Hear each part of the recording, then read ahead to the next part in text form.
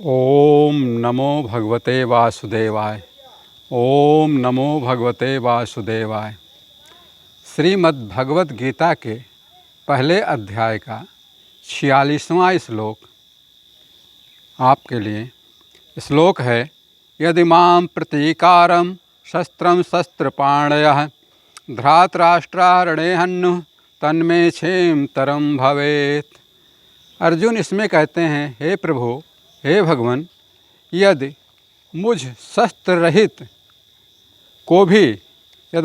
रहित को शस्त्र हाथ में लिए हुए धृतराष्ट्र के पुत्र रण में मार डालें तो भी यह मरना भी मेरे लिए श्रेयस्कर होगा, अधिक कल्याणकारक होगा।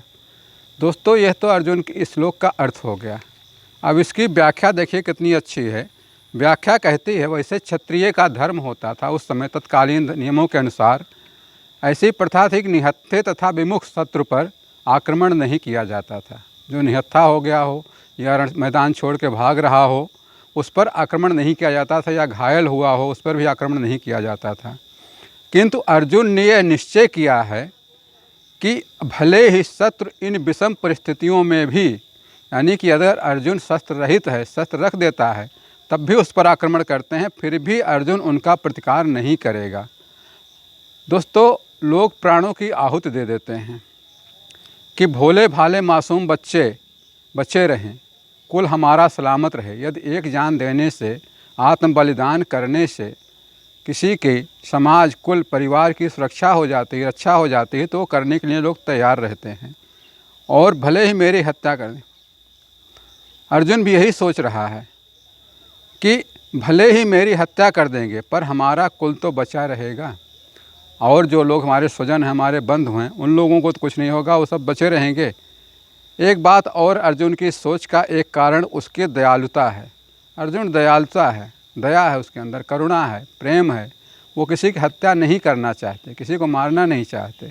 इसलिए भी उससे बचने के लिए अपने शस्त्र देते हैं कि हो सकता है कि हमारे शस्त्र रखने से सामने वाला भी शस्त्र रख ही दे और कुछ हो जाए।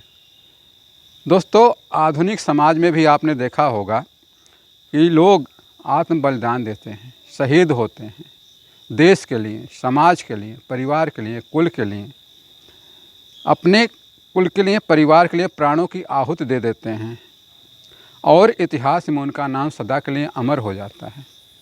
ऐसे इतिहास हमारे देश का भी और संसार का अनेकों लोगों से, अनेकों हजारों करोड़ों लोगों से भरा पड़ा हुआ है, जिन्होंने समाज के हित में, परिवार के हित में, कुल के हित में अपना आत्म बलिदान कर दिया है, आहुति दे दी अपने प्राणों की, और समाज उनका बचा रह गया।